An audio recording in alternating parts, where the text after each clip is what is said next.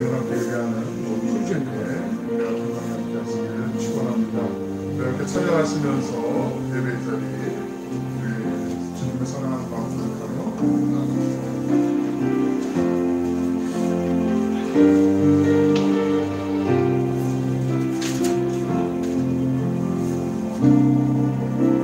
마음이 상한 자를 고치시는 주님, 하늘의 아버지 날 주관하소서.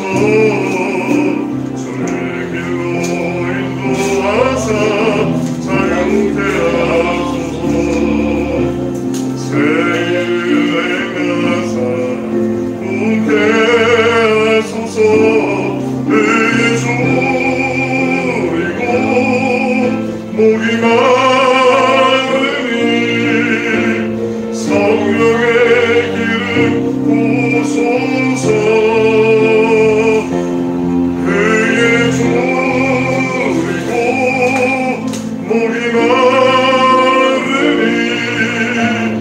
내 잔을 채워 주소서. 성령으로 채우사 성령으로 채우사 주게 하소서. 주의 임재 속에 은혜하게 하소서. 주 뜻대로 살아가리 세상 끝날까지. 나를 빚으시고 새날 열어주소서. 의의 주이고 목이 마르니 성령의 기름 부으소서. 의의 주이고 목이 마르니 내 잔을 채워 주소서. 마음이 상한 자를 고치시는 주님, 하늘의 아버지 날 주관하소서. 주의 길로 인도하사 자유케 하소서. 새 일을 행하사 웃게 하소서. 의의 주이고 목이 마르니 성령의 기름 부으소서. 의의 주이고 목이 마르니 내 잔을 채워 주소서. 성령으로 채우사 성령으로 채우사 주게 하소서. 주의 임재 속에 은혜하게 하소서. 주 뜻대로 살아가리 세상 끝날까지. 나를 빚으시고 새날 열어주소서. 의의 주이고 목이 마르니 성령의 기름 부으소서. 의의 주이고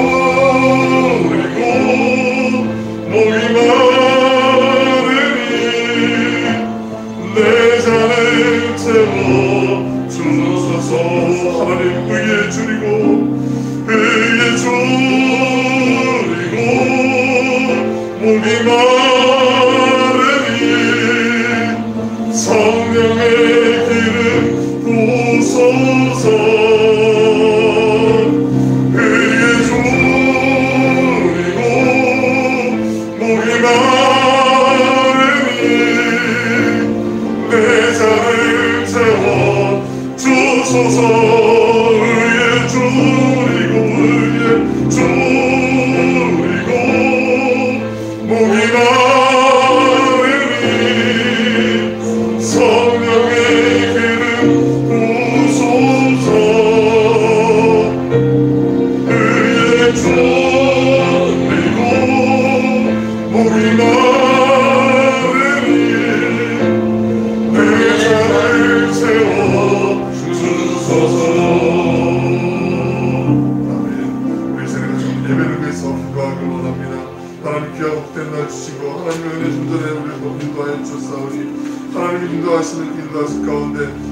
예배의 영을 부어주시고 하나님의 은혜 불을 풍성히 내려 주시옵소서.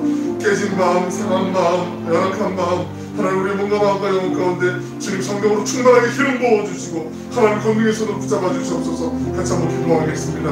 사랑하여 풍성하신 자비로 오신 아버지 하나님 감사드립니다. 귀한 대단한 주님의 선자를 우리를 인도하시고 하나님의 영광 가운데 역사하여 주시면 감사드립니다. 하나님 이 시간 주님을 찬양하며 주님 앞에 예배드릴 때 우리 안에 깨어진 마음이 있습니까? 무너진 마음이 있습니까? 상한 마음이 있습니까? 있는 모습 그대로 주님 앞에 나아갑니다. 주님 십자가로 바꾸며 나아갑니다. 은혜의 손전으로 달려갑니다. 하나님 우리의 마음 가운데 주의 보혈로 덮어주시고 주님의 은혜의 손으로 덮어주셔서 하나님 치유받고 치유되며 하나님의 영광이 충만한 시간 되게 하여 주시고 하나님의 영광만이 우리의 모든 심령을 압도하는 하나님 홀로 영광 받으시는 은혜의 시간 되게 하여 주시옵소서.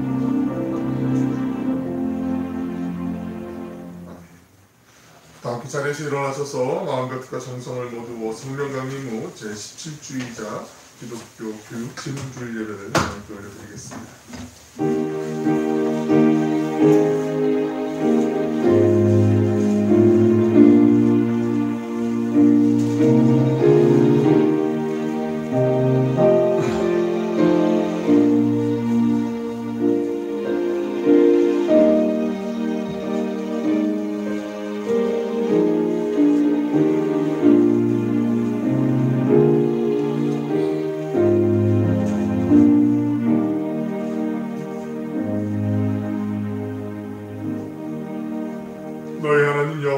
너희에게 명령하신 대로 너희는 삼가 행하여 좌로나 우로나 치우치지 말고 너희 하나님 여호와께서 너희에게 명령하신 모든 도를 행하라.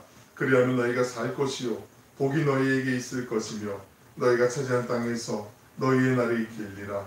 참 좋으신 아버지 하나님, 오늘 귀하고 복된 주님의 나라 허락하여 주시고 특별히 우리나라의 우리 결의의 큰 명절인 한가위 연휴를 맞아서 또 먼 길로 또 원근각적 고향을 찾아서 방문하는 발걸음들도 있습니다.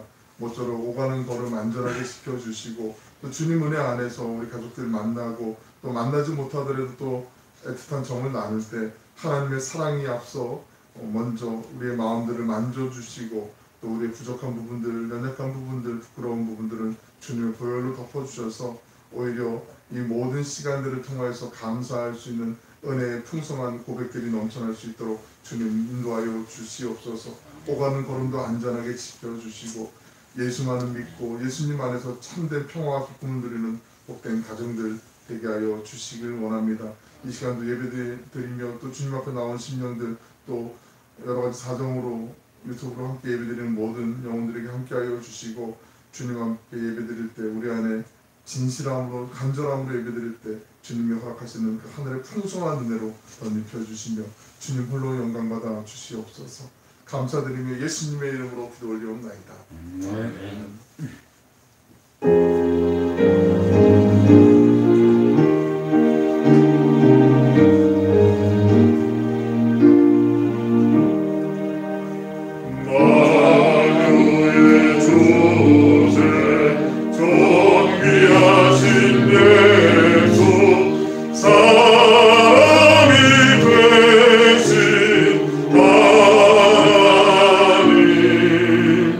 나 사모하여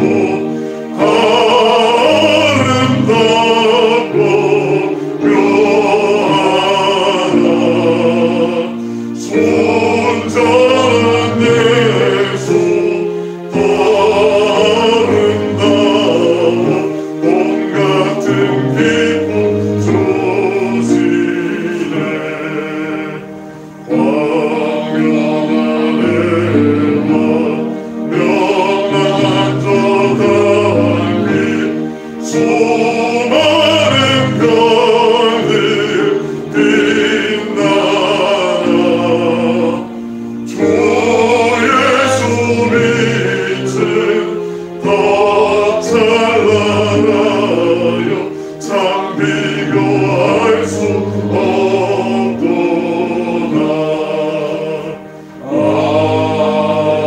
아멘.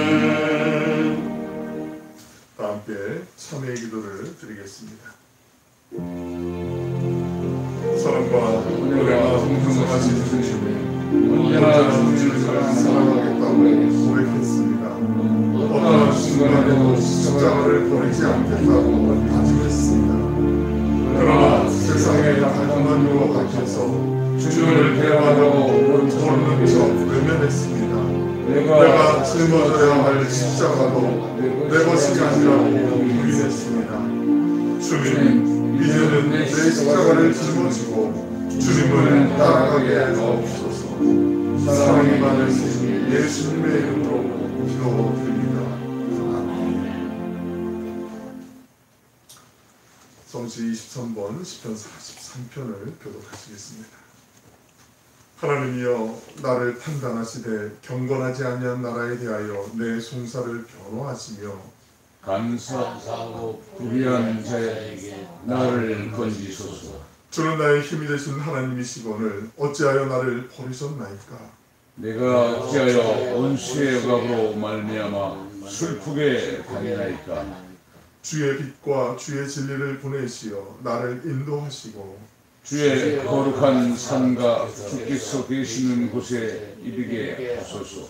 그런즉 내가 하나님의 제단에 나아가 나의 큰 기쁨의 하나님께 이르리이다. 하나님이여, 나의 하나님이여, 내가 숨으로 주를 찬양하리이다. 내 영혼아, 내가 어찌하여 낙심하며 어찌하여 내 속에서 불안해하는가. 너는 하나님께 소망을 두라. 그가 나타나 도심으로 말미암아 내 하나님을 여전히 찬송하리로다. 아멘. 사도신경으로 우리의 신앙을 고백하겠습니다. 나는 전능하신 아버지 하나님 천지의 창조를 믿습니다.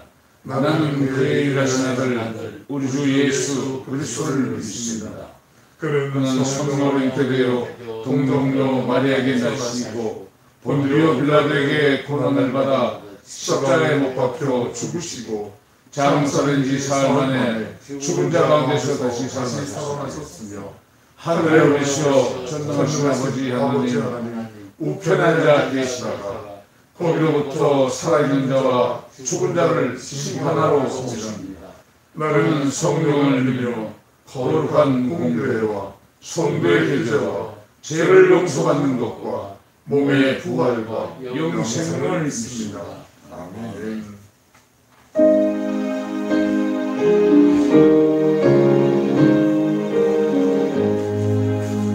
만복의 그 하나님 온 백성 찬송 드리고 저 천사여 찬송하세 찬송 성부 성자 성령 아멘. 모두 자리에 앉겠습니다. 이 시간 예배를 위해 김준배 박사님께서 기도하시겠습니다.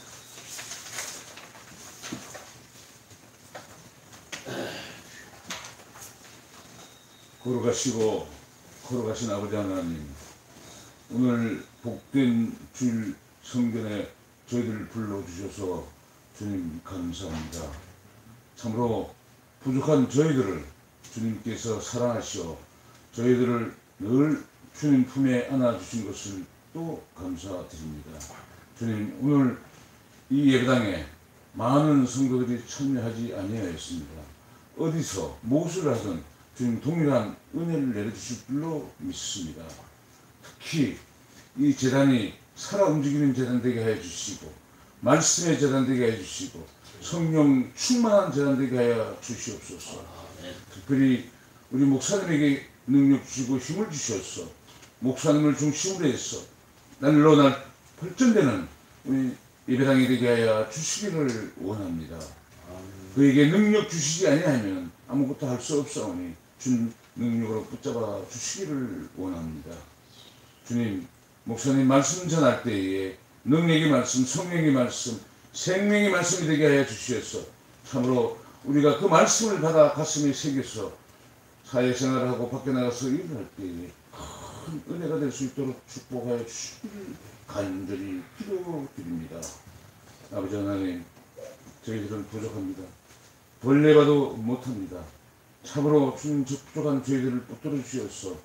참으로 주님만 바라보고 살 수 있는 저희들 되게 하여 주시기를 간절히 부탁드립니다. 아버지 하나님,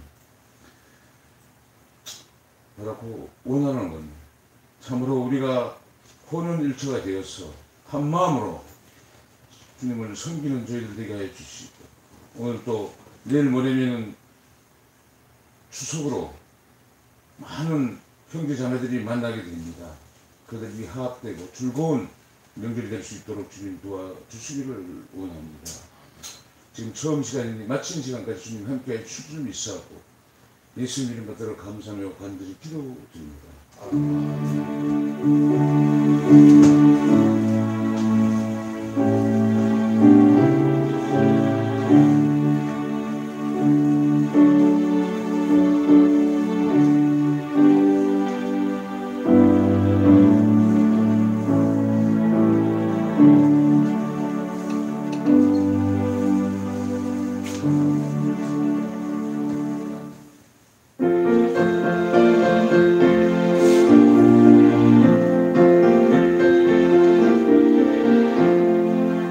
내 진정 사모하는 친구가 되시는 우주 예수님은 아름다워. 산 밑에 백합화요 빛나는 새벽과 주님 영원할 기가 주었도다.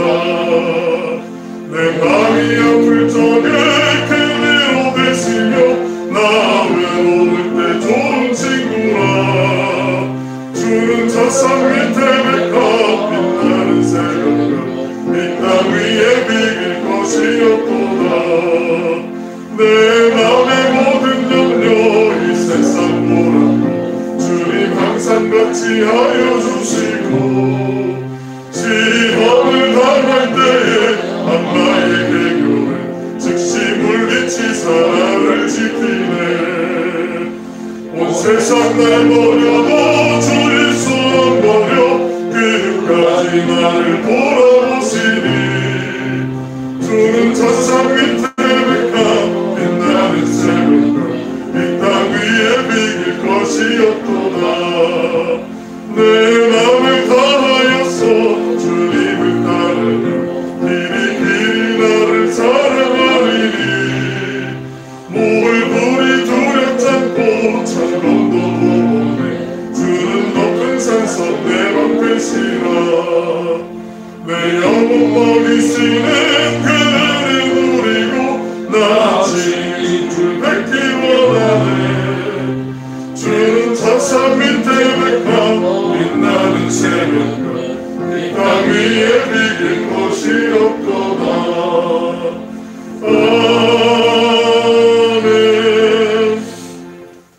오늘 이 시간 우리에게 허락하신 하나님의 말씀은 신약성경 사도행전 7장 51절로 54절의 말씀입니다.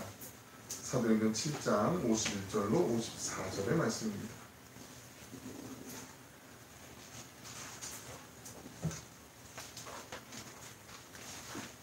사도행전 7장 51절로 54절의 말씀을 제가 봉독해 드리겠습니다.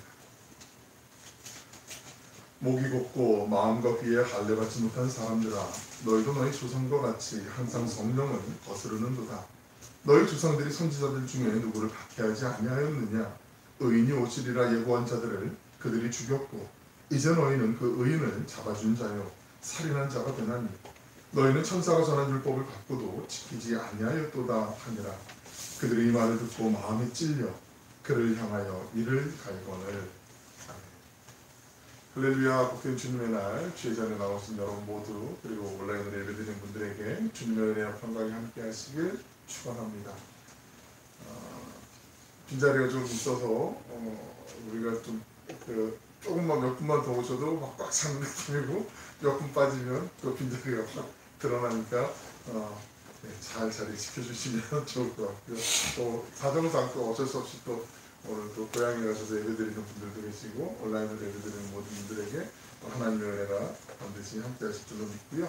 우리 계속 말씀을 지난 시간에 이어서 가도록 할게요. 스데반이 유대인들의 그 거짓 고소로 사내들인 공에 이제 붙들려 왔잖아요. 그래서 신문을 당하게 되는데 스데반이 이제 그들이 잘 알고 있는 이스라엘의 역사 가운데 있었던 이야기들을 예를 들면서 설교를 하죠. 첫 번째 메시지는 하나님은 성전 안에만 계시는 분이 아니시다라는 메시지를 던지잖아요. 그래서 제일 먼저 이제 예를 들었던 게 메소포타미아 지역, 우리가 알고 있는 갈대아 우르라는 지역, 오늘날 이라크 지역에서 아브라함을 하나님이 부르시죠. 아브라함을 부르실 때 아브라함이 머물렀던 그 메소포타미아 지역, 갈대아 우르 지역은 창세기 11장에 나오는 하나님을 대적하기 위해서 사람들이 자신들이 높아지고자 하는 그 교만한 마음이 너무나 많이 의기투합돼서 바벨탑을 쌓았던 지역이라고 우리가 잘 알고 있어요. 그러자 하나님께서 그들의 언어를 흩어버리시고 혼잡하게 하시고 그들을 다 흩어버리시는 사건이 나타나는 게 창세기 11장에 있는 바벨탑 사건이죠. 우상이 너무나도 많았던 지역이었어요. 그래서 아브라함의 아버지 데라는 성경에는 나와있지 않지만 유대인들의 고대 문헌에 의하면 우상을 깎아서 만들었어요. 우상이라는 게 뭐 큰 석상 이런 게 아니고요. 집집마다 왜 우리 신주단지 모시듯이 그런 집들 있잖아요. 그래서 조그만 이동할 수도 있는 작은 정말 작은 거는 요 손바닥 안에 들어갈 수 있고 조금 커봐야 뭐 사람 팔목에서 요 팔꿈치 정도 되는 그 정도 크기밖에 안 되는 그런 우상들을 깎아가지고 다니면서 산당을 세우게 됐던 그런 일이 있었거든요. 근데 그 우상을 깎아서 팔았던 게 바로 아브라함의 아버지였어요. 데라였어요. 그만큼 그 지역이 우상이 많았던 지역인데 그 우상이 많았던 그 사람들의 진앙의 눈으로 봤을 때는 정말 벌받아야 되고 죄악이 많은 땅이었는데 그 땅에서 아브라함을 하나님 부르세요. 구원해내세요. 하나님이 아무리 우리가 사는 환경 따지지 않고 구원해낼 사람들을 반드시 구원해 주시고 구원의 은혜는 누구에게나 보편적으로 허락해 주신다는 걸 우리가 알고 있어요. 그리고 난 다음에 요셉의 이야기가 이제 이어지게 되죠. 요셉은 형들의 시기와 질투에 의해서 애굽으로 팔려져 가죠. 처음에는 형들에 의해서 죽임을 당할 뻔했는데 그래도 죽이는 거 너무 하니까 우리가 그냥 노예를 팔자. 끔찍한 일들이 막 그냥 벌어지게 된단 말이죠. 근데 그 애굽도 하나님을 대적했던 나중에 심판을 받게 되지만 심판을 받을 수밖에 없는 그런 땅이었는데 그곳에 갔던 그 요셉과 하나님 잠시 계신 게 아니라 요셉에 사는 모든 날들 동안 함께 하셨다라고 말씀을 전해요. 그리고 이제 모세를 얘기하죠. 미디안 광야에서 떨기나무는 그 가시덤불 같은, 지난 시간에 우리 사진으로 한번 보셨지만은 그냥 가시덤불 같은 거 굴러다니다가 그냥 마찰열에 의해서 건조한 광야에서 불이 붙을 수 있는 그런 나무고, 불이 붙어봐야 오래 가지 않고 금방 사그라드는 그런 나무 덩굴인데 꺼지지 않는 희한한 불을 하나님의 산에서 만나게 되고, 모세야 내가 선 땅은 거룩한 곳이니 내 신을 발에서 벗으라 라고 하나님 명령을 듣게 되고, 그때 하나님으로부터 음성을 듣게 되고 하나님이 주시는 사명을 받게 되지요. 몇 번을 거부합니다. 근데 그 모세를 미디안 강에서 만나주신 하나님의 사건, 전부 다 이스라엘 사람들이 생각하고 있었던 성전도 아니었고, 거룩한 도시라고 생각하는 예루살렘도 아니었고, 이스라엘 땅도 아니었어요. 다 이방 땅이었어요. 그곳에서 하나님이 만나주셨다는 사건을 이미 그 사내들이 공회에 있는 70명의 공회원들도 잘 알고 있었고요. 그리고 그들에게 스데반이 얘기를 전한 것이 아니라 그들이 이미 알고 있는, 성경을 통해서 알고 있는 그들이 가장 존경하는 인물들 가운데 한 명이었던 솔로몬 왕이, 이사야 선지자가 이미 얘기했던 그 말씀을 차용을 해서, 인용을 해서 이 스데반이 설교를 하는데, 그때 사람들이 그 두 가지로 고소를 하잖아요. 하나님의 그 성전에 대해서 함부로 얘기하는 것, 성전에 관한 일들, 그리고 모세와 모세의 율법에 관해서 하나님 주신 율법에 대해서 잘못 얘기하는 그 세 가지 중에 두 가지를 이제 신성모독으로 그렇게 걸고 고소를 했던 거 아니에요? 첫 번째가 성전에 관한 것이었는데 그 변론이 이제 끝났어요. 그리고 이제 두 번째 설교를 하는데, 두 번째 메시지 때문에 결국은 스데반이 자기 목숨을 이제 순교를 당하게 되는, 성경에 나타나 있는 우리 기독교 역사에서 가장 최초의 순교자가 바로 이제 스데반이 되게 되는 그 동기가 바로 오늘 말씀에 담겨져 있는 내용이거든요. 그 스데반의 두 번째 주제는요, 첫 번째 주제부터 굉장히 심각하죠. 사도행전 7장을 보시면 그 스데반이 설교에 인용하는 아까 말씀드린 아브라함의 이야기, 그 다음에 요셉의 이야기, 모세의 인물로 이야기로 이어갔는데, 아브라함의 이야기에서 요셉의 이야기로 넘어가는 장면은 조금 더 우리가 좀 주목해 보려고 합니다.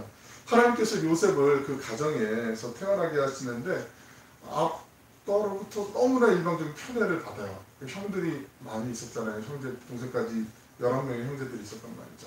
그런데 우리는 다 그냥 노멀한 평범한 옷을 입는데 얘만 유독 채색 옷을 입히고 얘만 이상하게 더 편애하고 같은 그 형제들 안에서 물론 형부터 뭐 서열이 있긴 있겠지만 해제도 너무한 정도로 막 시기와 질투가 막 부글부글 끓게 그렇게 만드는 상황들이 막 발생하게 되죠.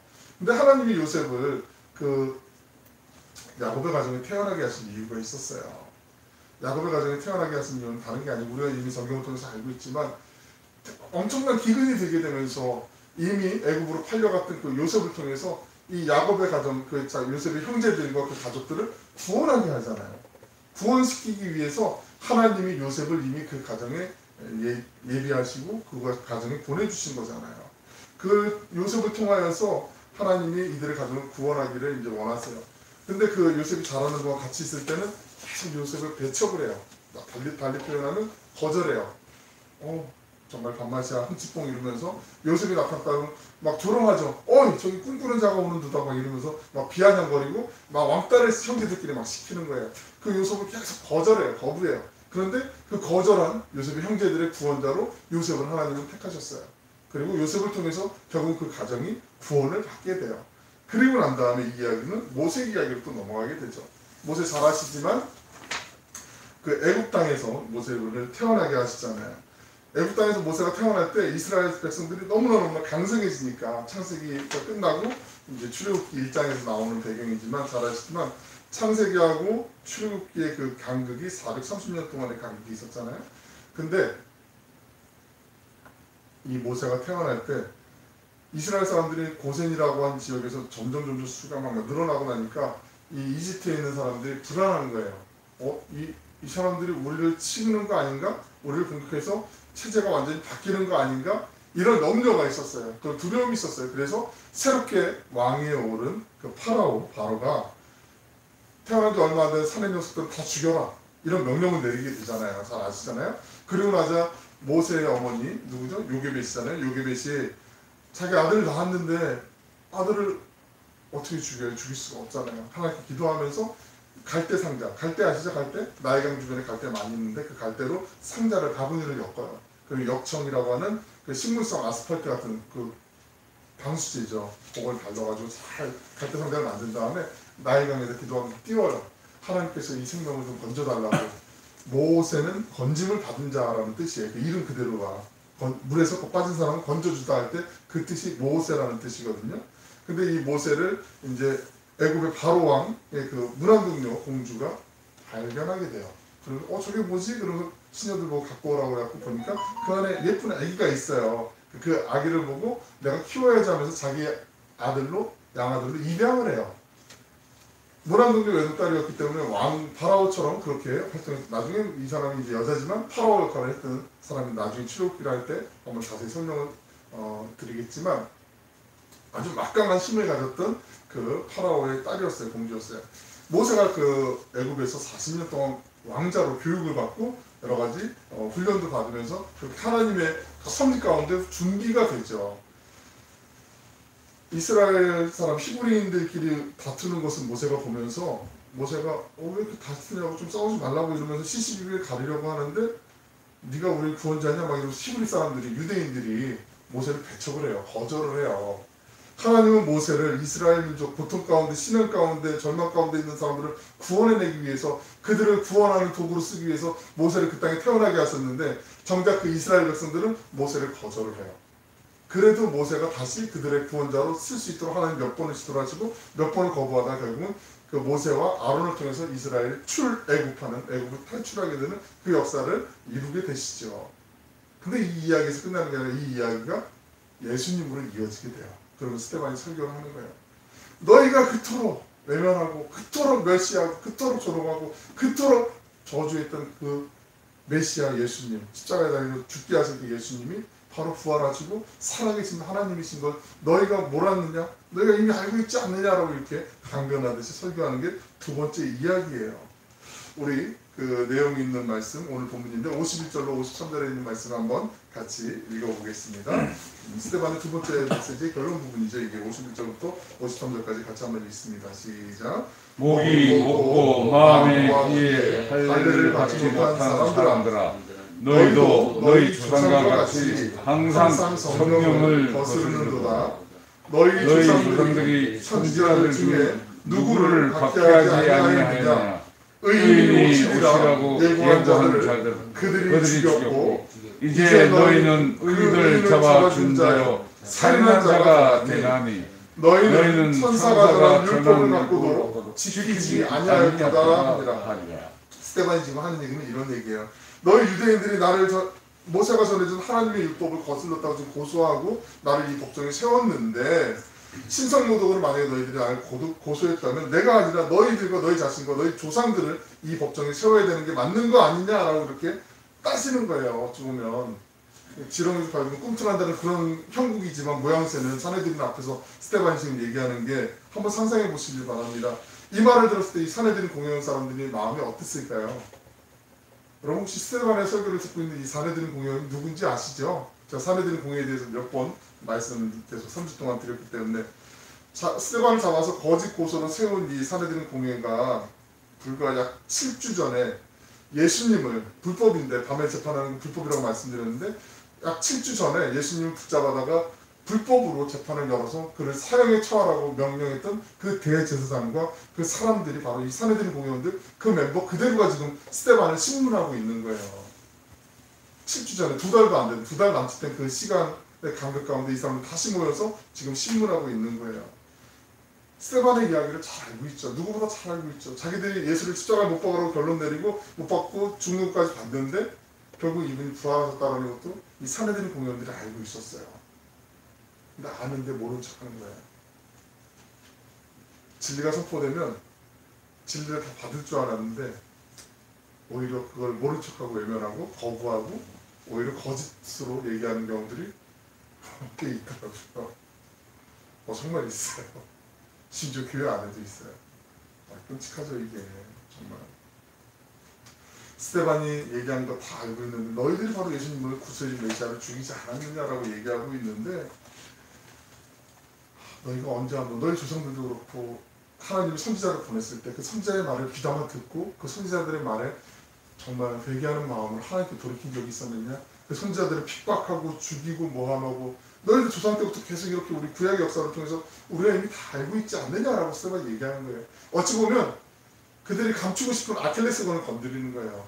그러니까 명절 때 모이면 친척들 모이면 좀 지난날 힘들었던 얘기 좀 서로 좀 이렇게 약점이 되는 얘기들을 안 하면 좋은데 꼭 그 아픔을 막 이렇게 후벼 파는 사람들이 그렇게 해서 꼭 있어요. 많이 모이면. 그래서 결국 좋게 만났다가 기분 안 좋게 헤어지는 경우들도 꽤 종종 덜어 있더라고요. 요즘 코로나 때문에 또 그 핑계로 안 만나기도 하고 그럴 수도 있지만 여하튼 좋지 않은 예를 들자면 그런 경우도 있는데 이 사내들인 공회원들에게는 정말 자기들이 약점처럼 내세우고 싶은 거는 많은데 그들 가운데 몇 가지 자기들이 정말 종교적으로 거룩함을 인정받고 싶어하고 사람들에게 권위를 내세우고 싶어하는 그런 영역에 대해서 그 아킬레스건에 대해서 누가 함부로 얘기한다는 거 이게 마음에 안 드는 거예요. 스테반을 볼 때 우리 좀 이따 보겠지만 이를 부글부글 달면서 분노가 막 치밀어 오르는 그런 사람들의 분위기가 여기 안에 있었잖아요. 누구도 반박할 수 없는 명확한 사실인데 유대인들의 반응이 나오는데 54절 말씀 같이 한번 읽어보겠습니다. 54절입니다. 시작. 그들이 이 말을 듣고 마음에 찔려 그를 향하여 이를 갈거늘. 마음에 찔렸다는 게 다 안다는 거잖아요. 뜨끔 이렇게 다 아는 건데 이거 숨길 수가 없네. 스테반이 지금 하는 말이 틀린 것이 다 하나도 없다라고 자기들도 인정하는 거란 말이죠. 근데 그 다음 말 마음에 찔려 그를 향하여 이를 갈거늘. 자기들이 잘못한 거 뻔히 알고 있는데 그냥 알소리 하든지 그 인정하면 되는데 성경에서 말씀하는 우리 조상들 이야기 다 알지. 하지만 너 지금 얘기하는 싫어. 이 말 싫어. 이렇게 얘기하는 거예요. 제가 완곡하게 표현해서 싫어 그러는 거지 막 온갖 욕설과 저주 막 분노를 막 쏟아 부었을 거란 말이죠. 진리를 외치는 그 스테반의 입을 틀어막고 싶은 거죠. 그의 목숨을 그냥 끊어버리고 그렇게 무마시키려고 결정을 해요. 이게 우리 인간의 완악함이에요. 아무리 진리가 선포된다고 해도요 그 진리를 붙잡는 것은 전부 다가 아니에요. 마태복음 5장 45절에 있는 말씀 잘 아시는 말씀인데요. 하나님께서 그 해를 악인과 선인에게 비추시고 비를 의로운 자와 불의한 자에게 햇빛을 비추는데, 만약에 하나님 보시기에 이 사람 착한 사람 여기만 햇빛 비춰주고 악한 사람은 하나님이 있으니까 할 수 있겠잖아요. 그늘만 만들어주고 이러면은 사람들이 딱 봐도 저 사람 착한 사람, 저 사람 악한 사람 알 텐데, 그렇지 않고 누구에게나 햇빛 비춰주시고 누구에게나 비를 내려주시는 것처럼 하나님이 우리에게 베풀어 주신 구원의 은혜는 누구에게나 보편적으로 다 임해요. 그걸 붙잡느냐 거부하느냐 그 차이예요. 하나님의 은혜는 누구에게나 다 임해요. 창에 있어요. 근데 그 은혜를 내가 사모합니다, 하나님 은혜를 내가 원합니다라고 고백하는 사람, 그 사람에게 하나님의 은혜가 임하는 거지. 내가 알아서 멋지게 잘 사는데 뭐 주시든지 말든지 뭐 이런 식으로 하면 입장 바꿔놓고 생각해보세요. 전혀 아무것도 없단 말이죠. 하나님의 은혜를 겉에서만 맛보고 그냥 그런 거 이때더라 뭐 그냥 예수님을 마치 그냥 4대 성인의 한 명으로 생각하고 그렇게 살아가는 사람도 지금도 많이 있잖아요. 왜 그럴까요? 사도행전 안에는 예수 그리스도의 복음, 십자가의 복음, 그 진리의 말씀이 선포되었을 때 그 진리에 반응하는 두 가지의 엇갈린 반응이 나타나게 됩니다. 첫 번째 반응은 우리가 이미 알고 있어요. 사도행전 2장에 나오는 말씀인데요.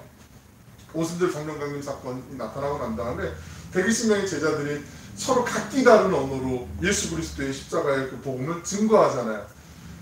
이 사람들이 다 갈릴리 사람들이고 촌 사람들이고 뭐 다른 데서 공부한 거 아닌 거 다 알고 있는데, 이 사람들이 다른 외국의 주변에 있는 다른 나라들의 말로 언어로 예수 그리스도의 십자가의 복음의 사랑을 증거하기 시작해요.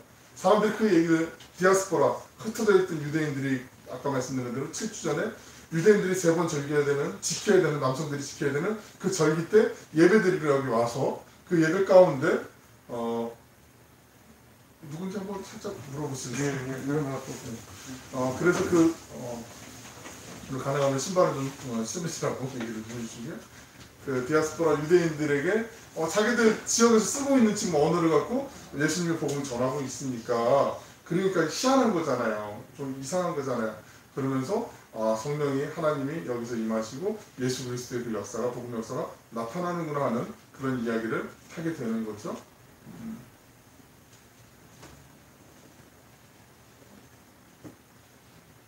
잠깐 이렇게 쉬었다 가는 페이지 생기는 것 같은데, 예. 그때 놀라운 사람들에게 예수님의 십자가의 복음이 이제 전해지는 사건, 우리가 이미 2장에서 알고 있었어요.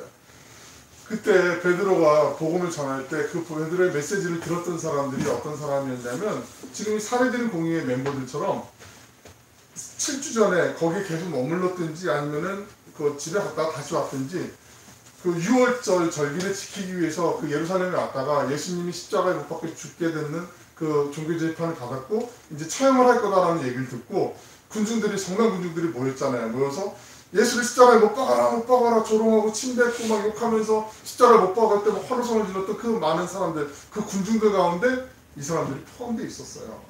그 사람들이 다시 고향으로 돌아갔든지 그 예루살렘에 머물렀든지 7주 동안 있다가 지금 이제 오순절 그 절기를 지내고 난 다음에 오순절 그 성령 강림 후에 그 각기 다른 방언으로 이야기하는 사건을 직접 체험한 거예요.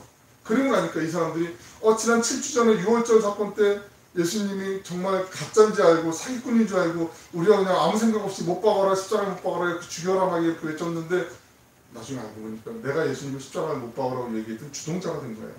내가 외쳤던 사람이 된 거예요. 예수님 아무 죄가 없으신 분인데 그 예수님이 십자가에 달려 죽으시는데 내가 한 힘을 보탰던 장본인이 된 거예요. 마음이 찔리잖아요. 마음이 찔린단 말이죠. 사도행전 2장 37절에 이들의 고백이 나와요. 한번 같이 읽어보실까요? 2장 37절 시작.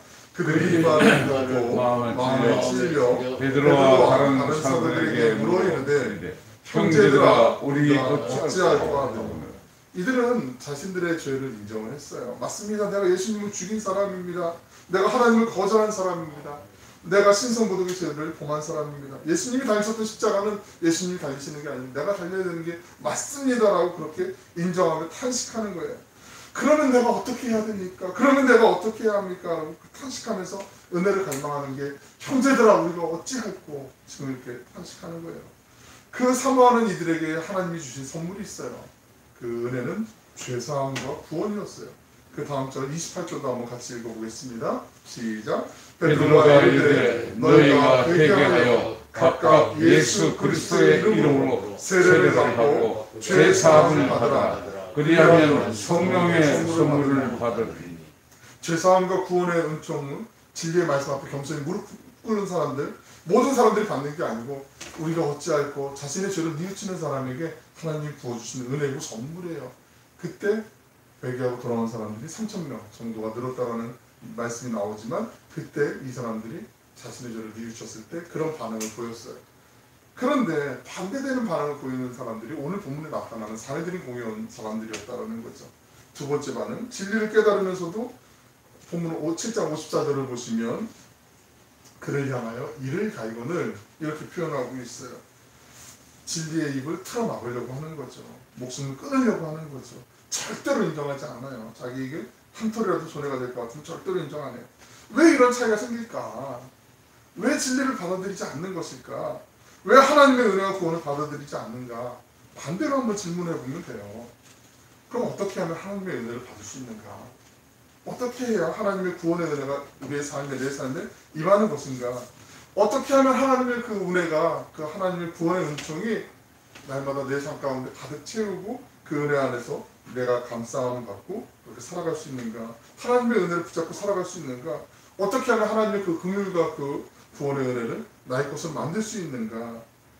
그 비결을 아는 것이 중요하지 않겠습니까? 알면은 되잖아요.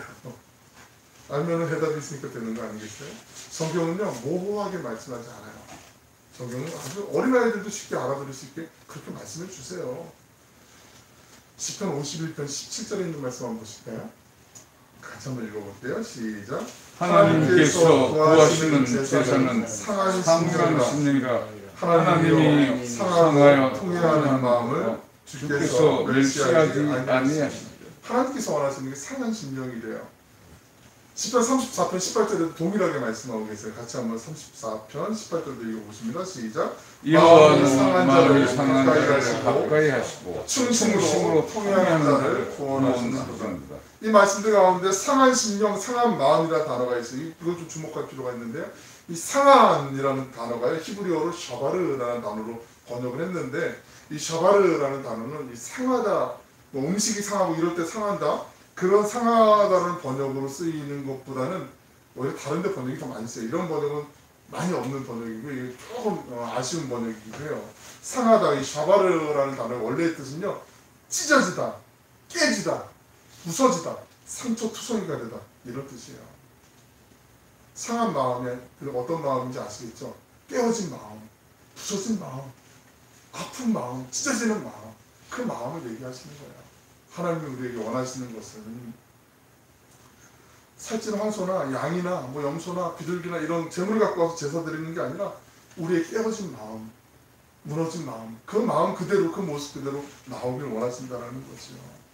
이 당시 유대인들은요, 그 요엘서 보시면 요엘서 2장 13절에 있는 말씀, 잘 아시는 말씀 한번 보실까요? 너희는 옷을 찢지 말고 마음을 찢고 너희 하나님 여호와께로 돌아올지어다. 요엘 선지자가 얘기하는데 이게 하나님이 주시는 마음인데, 이때 당시에 이스라엘 사람들은 옷을 찢는 게 회개의 표현이었잖아요. 하나님, 나 이제 아무것도 없어요. 나 이제 빈털털이에요. 나 이제 다 망해버렸어요. 나 지금 아파요. 그런 표현들을 옷을 겉옷을 찢는 걸로 다 표현을 했단 말이죠. 그때 하나님이 주시는 마음이요, 옷 찢지 말고 마음을 찢으라고 얘기하시는 거예요. 그때 이 찢다라는 표현도, 이 단어도 샤바르라는 단어가 같이 쓰여요. 아까 상하다, 상한 심령 할 때, 상한 마음 할 때 그 똑같은 단어가, 샤바르라는 단어가 여기 쓰였단 말이죠. 하나님께서 우리에게 원하는 것, 그 마음을 깨트리는 사람, 하나님, 내가 정말 내 힘으로 도저히 안 되겠네요. 내가 완전히 소용이 없어졌네요. 나에게 어떤 가능성도 없네요.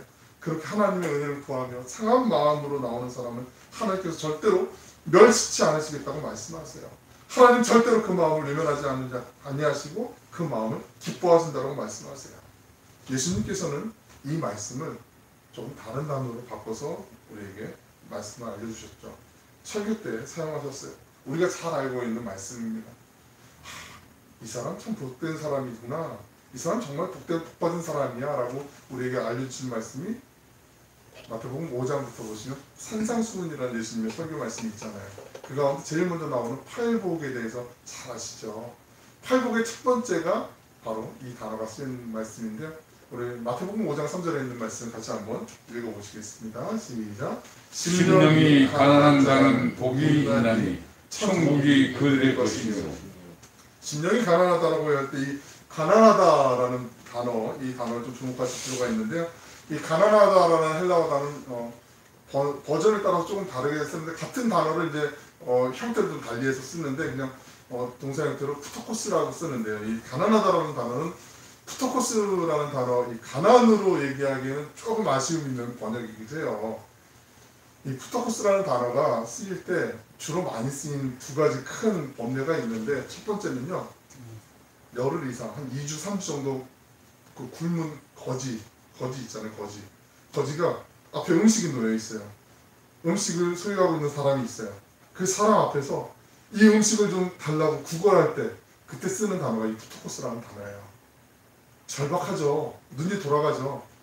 나 지금 2주 동안 3주 동안 아무것도 못 먹었는데 나에게 그 빵 조금만 부스러기라도 좀 주실 수 있으니까 간절하게 외칠 때 그때 쓰는 단어가 이 푸토코스, 가난하다라는 뜻이에요. 또 한 가지 예가 있어요. 자녀를 잃어버린 부모의 입장. 어릴 때 그런 경험 있으세요?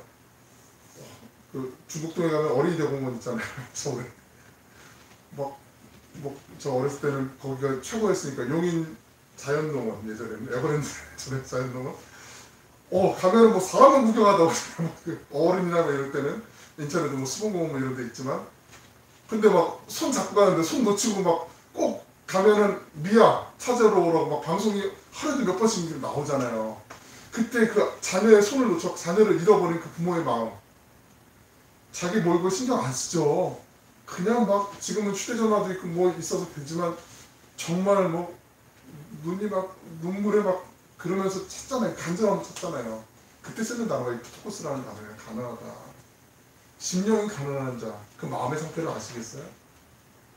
예수님이 우리에게 이 사람 참 복 있는 사람이야 라고 얘기하실 때 말씀하실 때 우리의 마음 상태가 바로 그런 마음을 하나님께 나오길 원하시는 거예요. 은혜 뭐좀 주시려면 주시고 마시려면 마시고 이게 아니라 하나님 주시는 은혜가 필요해요. 하나님 아니면 지금 한순간도 살 수 없어요. 하나님 아시잖아요. 그 절박함으로 주님 앞에 내려놓는 거예요. 내 힘을 빼면 내 힘을 빼고 하나님 앞에 기도하면 그때 하나님이 당신의 힘으로 우리의 연약함을 채워주세요. 하나님 나 아무리 몸부림쳐봐도 내 힘으로 안 되는 거 주님 아시잖아요. 주님 함께 하시면 그래도 해볼래요. 그 마음으로 고백하는 사람, 그 사람에게 하나님의 능력이 구원의 은혜가 하나님의 강물 같은 평강이 임하는 줄로 믿습니다. 오늘 그 사람에게 하나님의 은혜가 예비되어 있어요.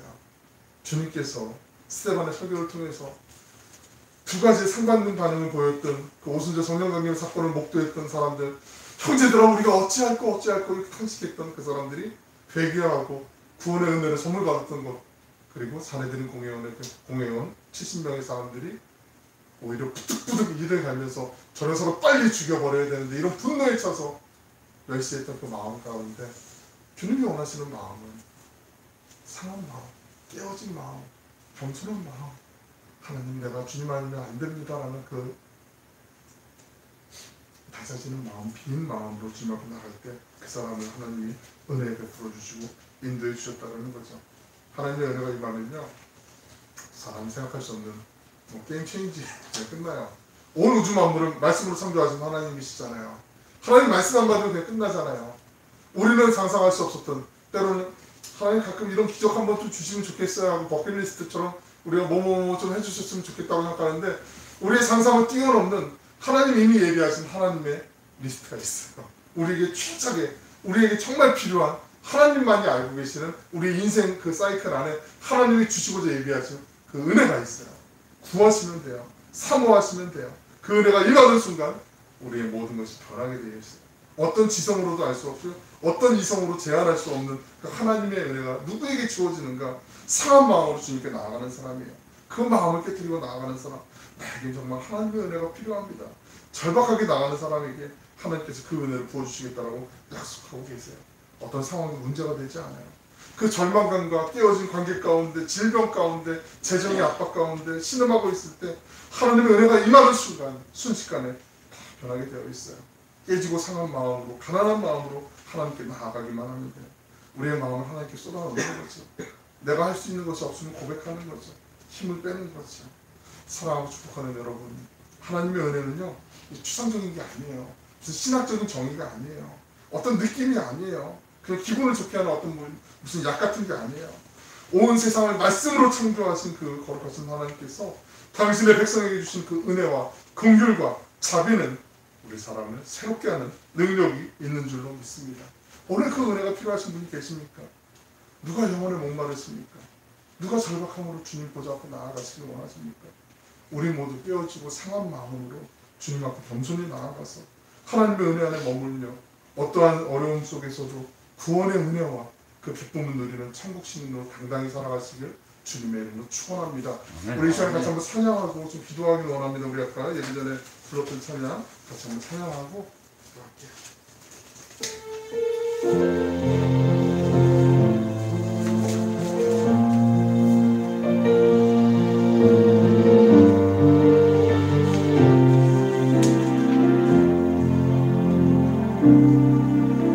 마음이 상한 자를 고치시는 주님, 하늘의 아버지 날 주관하소서.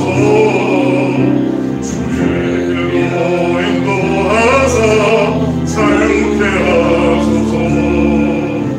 새 일을 행하사 부흥케 하소서.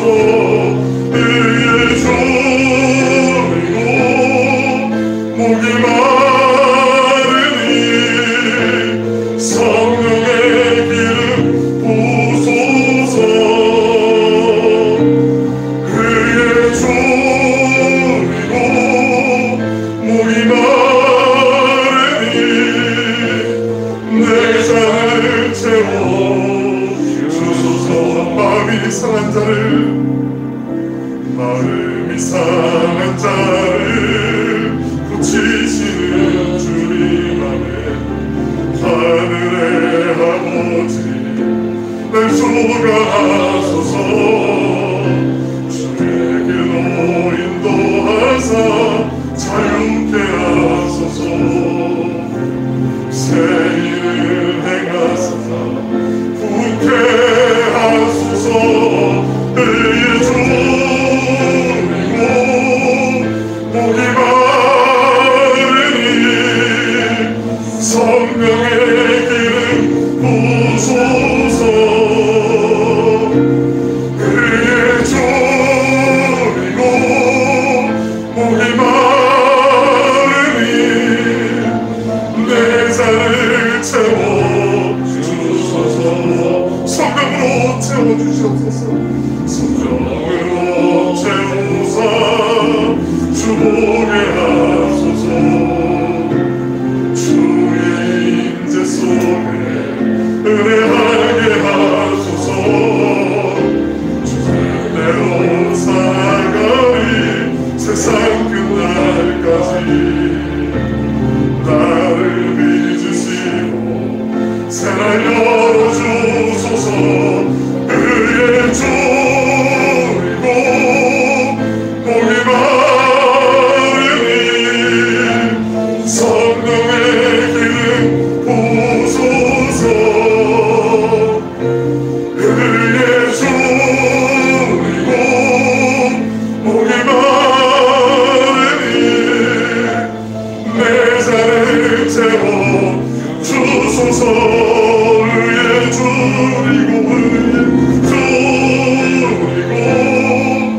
목이 마르니 성령의 기름 부소서.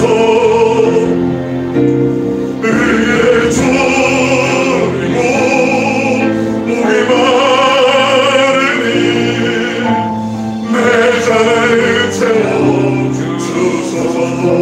우리 시간 같이 한번 기도하길 원합니다. 하나님, 주님이 원하시는 구하시는 것 상한 심령이라고 말씀하셨는데 하나님 통회하는 마음을 주께서 멸시하지 아니하시겠다고 말씀하셨는데 하나님 우리의 무너진 마음, 깨어진 마음, 부서진 마음, 연약한 마음 하나님 앞에 나아갑니다. 하나님 간절함으로 주님을 찾기를 원합니다. 철박한 이 문제를 갖고 나아갑니다. 우리의 절망감 가운데, 깨어진 관계 가운데, 질병 가운데, 또 우리의 재정의 압박 가운데 신음하고 있을 때 하나님의 은혜가 우리를 향하여서 있는 것을 잊지 않게 하시고 그 은혜의 보좌 앞으로 나아가기를 원합니다. 하나님 옷을 찢지 않고 마음을 찢고 주님께 나아갑니다. 하나님 붙잡아 주시옵소서. 우리 같이 한번 기도하겠습니다. 사랑으로 붙잡아주고 잡으러 오신 아버지 하나님, 하나님께서 구하시는 데서는 상한 심령이라고 말씀하시고 그 상하고 통해하는 마음을 주님께서 멸시하지 않겠다고 말씀하셨는데, 하나님 우리의 깨어진 마음, 부서진 마음, 연약한 마음, 그 모습 그대로 주님 앞에 나아갑니다. 주님의 보혈로 덮어주시고 치유하여 주시고 치유하여 주시며 회복시켜 주심을 믿습니다. 진영이 가난한 우리의 연약한 마음 하나님 앞에 간절하고 달려갈 때 하나님께서 은혜의 물줄기를 부어주시고 하나님께서 풍성한 하늘의 은혜를 우리에게 내려주시는 줄로 믿습니다. 우리의 힘으로도 아니고 눈으로도 아니고 오직 여호와의 힘으로 감당할 수 있는 모든 일들이 우리 앞에 있습니다. 주님 앞에 기도하며 나아갈 때 성령으로 충만하게 기름 부어주시고 우리의 영적인 목마름도 주님의 가격권도 해결하여 주시는 줄로 믿사오니 하나님 우리의 삶 가운데 언제나 함께하여 주시고 동행하여 주시고 감사드립니다. 사랑하는 풍성하시고 자비로우신 아버지 하나님, 어렵고 힘겨운 광야 같은 세상을 살아갈수록 하나님 우리가 하나님 말씀밖에, 하나님의 능력만을 의지할 수밖에 없음을 고백합니다. 하나님께서 원하시고 구하시는 것 상한 심령이라고 말씀하시며 그 상하고 통해하는 마음을 주님께서 멸시하지 아니하시겠다고 말씀하시고 예수님께서 오히려 심령이 가난한 자는 복이 있다고 천국이 그들의 것임이라고 말씀하셨는데, 하나님 우리의 연약한 모습 그대로, 우리의 찢어진 마음, 깨어진 마음, 아픈 마음, 그 모습 그대로 주님 앞에 나아갑니다. 하나님 우리의 힘으로는 도저히 해결할 수 없는 문제도 말씀으로 천지를 창조하신 하나님께는 능치 못함이 없는 줄로 믿사오니 하나님께서 우리의 가정 가운데, 또 우리의 장래의 일들 가운데, 계획 가운데, 우리의 자녀들 가운데, 후손들 가운데 우리가 주님 앞에 기도할 때 하나님 그 주님의 신실하심을 기대하며 더욱더 간절히 기도하게 하여 주시고, 우리가 포기할지언정 하나님 결코 포기하지 않는 것을 기억하면서 더욱더 주님 곁으로 나아갈 수 있는 우리 모든 오늘의 교회 교우들이 되게 하여 주시옵소서. 날마다 주님 바라보면서 주님 때로는 풍랑이 일고 폭풍과 몰아치고 비바람이 너무나 거세서 앞을 분간할 수도 없는 상황 가운데 믿음의 주여 우리를 온전케 하시는 이 예수님 바라보며 오로나 저로나 치우치지 않고 분별력을 갖고 주님과 함께 동행하는 임마누엘의 그 은혜를 맛보는 주인공들이 되게 하여 주시옵소서. 감사드리며 예수님의 이름으로 기도 올려옵나이다. 아멘.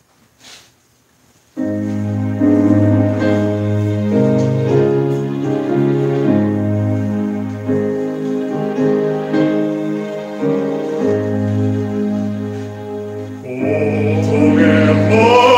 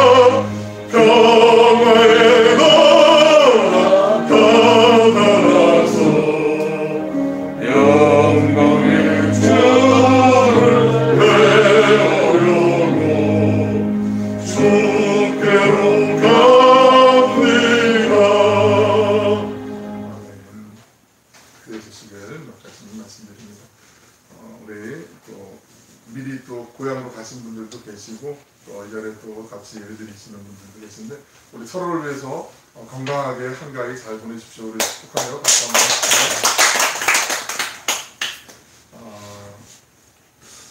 교회 개척하는 개척을해서 지금까지 이렇게 온 시간들을 잠깐 되돌아보면서 참 자리를 지켜주신 분들이 너무나 감사하고 귀하다 그런 마음 강하게 많이 가졌어요. 그래서 주변에 일부러 광고를 안 냈는데 여기 테이블에 보시면은 조그만 봉다리 하나씩 있어요.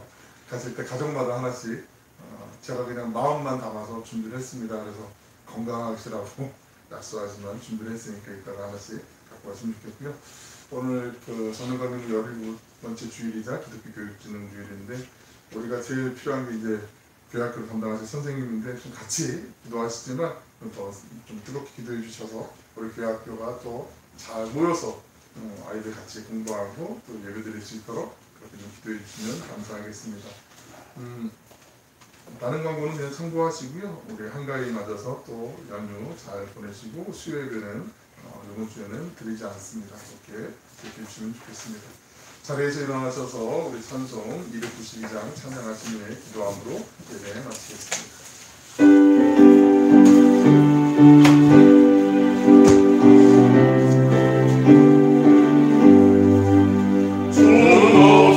살 수 없네 죄인의 구주여 그 귀한 고백으로 날 구속하소서 구주의 사랑으로 늘리신 보혈이 내 소망 나의 위로 내 영광 됩니다. 주 없이 살 수 없네 나 혼자 못살이 힘없고 부족하며 지혜도 없구나 내 주는 나의 생명 또 나의 힘이라 주님을 의지하여 지혜를 얻으리 주 없이 살 수 없네 내 주는 아신다 내 영의 깊은 간구 마음의 소원을 주 앞에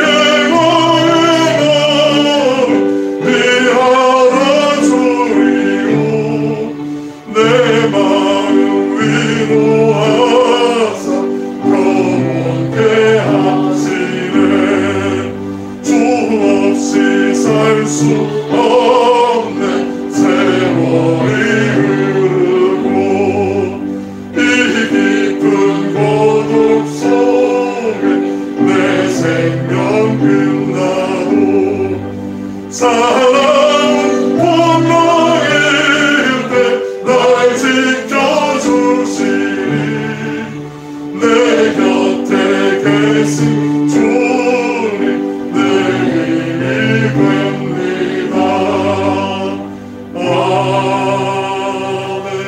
아멘. 사랑으로 풍성하시고 자비로우신 아버지 하나님 한가위 연휴를 맞아서 또 원근각처 고향을 찾아서 또 사랑하는 가족들을 향해 또 여러 가지 삶의 자리에서 또 어쩔 수 없는 상황 가운데 또 예배를 흩어져서 드립니다. 하나님 안에서 우리의 모든 시간들이 있음을 기억하고 주님께 감사하며 또 주어진 시간 가운데 삶의 예배자로도 승리할 수 있는 우리 오늘 교회 모든 믿음의 가족들이 될 수 있도록 주님 지켜주시길 원합니다. 또 주님 전에 나오면서 또 주님 앞에 여러 가지 마음의 기도의 제목들을 담아 예물을 드리는 심령들이 있습니다. 모든 것이 주님으로 말미암았음을 고백하며 10의 1을 구별하여 드리는 분도 있고 또 주님 앞에 기도의 제목을 담아서 감사의 예물과 또 주일 예물을 드리는 분들도 있습니다. 그 심령마다 하나님께서 함께하여 주시고 하늘의 복으로 충만하게 채워주시며 이 땅에서 우리가 광야 같은 삶을 살아간다 할지라도 천국의 시민인 것을 잊지 않게 하시고 나그네 인생 언젠가는 또 영원한 천국으로 돌아가는 유한한 인생인 것을 잊지 않으며 하나님께서 기뻐하시고 하나님께서 인도하시는 그 인도하심에 순종하며 주님과 함께 동행하게 하여 주시옵소서. 특별히 육신에 연약한 분들을 기억하며 기도드립니다. 하나님, 우리 약할 때 강함이 되시는 그 주님 앞에 우리가 전심을 다해 의지하고 우리의 가난한 마음, 상한 마음을 내려놓고 기도할 때 주님께서 치료하는 광선도 발하여 주시는 줄로 믿사오니 특별히 이 시간 우리 도종환 권사님의 내자 되시는 나춘자 성도님 기억하여 주시고 이제 정밀 종합검진도 앞두고 계신데 여러 가지 마음의 염려와 근심 주님께서 어루만지시고 평안한 가운데 오히려 이 모든 일들을 통하여서 하나님께로 성큼 더 가까이 나아보실 수 있는 기회가 될 수 있도록 하나님께서 역사하시고 복의 복을 더하여 주시옵소서. 또 우리 멀리 떨어져 있는 사랑하는 가족들 기억하여 주시고 특별히 우리 자녀들 위해 후손들이 함께 하셔서 머리는 맑고 슬기롭게 가슴은 예수님의 사랑을 언제나 가득 채우셔서 하나님과 함께하는 지혜로운 우리 자녀들 후손들 되게 하여 주시고 어디에 있든 무엇을 하든 주님의 복음을 위해 주님의 영광을 위해 쓰임받는 아름다운 인생, 복받은 인생, 많은 사람들을 복받는 길로 인도할 수 있는 은혜의 통로된 많은 사람들을 옳은 대로 돌아오게 하여서 하늘의 해같이 빛나는 아름다운 삶이 될 수 있도록 인도하여 주시옵소서. 장래의 계획들과 여러 가지 주님 앞에 내려놓고 기도하는 것들이 있습니다. 하나님, 우리의 마음을 누구보다 아시는 하나님께서 흔들리지 않도록 지켜주시고 주님이 앞서 행하시고 인도하시는 그 선한 목자 되신 주님만을 바라보며 한 걸음 한 걸음 주님과 동행할 때마다 하나님 어떠한 어려움도 아픔도 이겨나갈 수 있는 힘과 용기와 하늘의 지혜를 주시는 줄로 믿사오니 주님 바라보면서 이 한 주간도 담대히 행진할 수 있는 우리 모든 믿음의 순례자들 되게 하여 주시옵소서. 이제는 우리 구주 예수 그리스도의 은혜와 하나님의 담이 없으신 그 크신 사랑하심과 거룩하신 성령님의 감화감동 충만하게 하시는 교통하심이 가난하고 깨어진 마음으로 하나님의 은혜를 구하며 삶의 모든 순간을 주님께 의뢰하고 주님과 동행하길 다짐하며 세상으로 나아가는 모든 예배자들 머리머리 위에 그 가정 가운데 생업의 현장 가운데 사랑하는 조국 대한민국 위에 이제로부터 영원토록 함께하여 주시기를 간절히 축원하옵나이다. 아멘.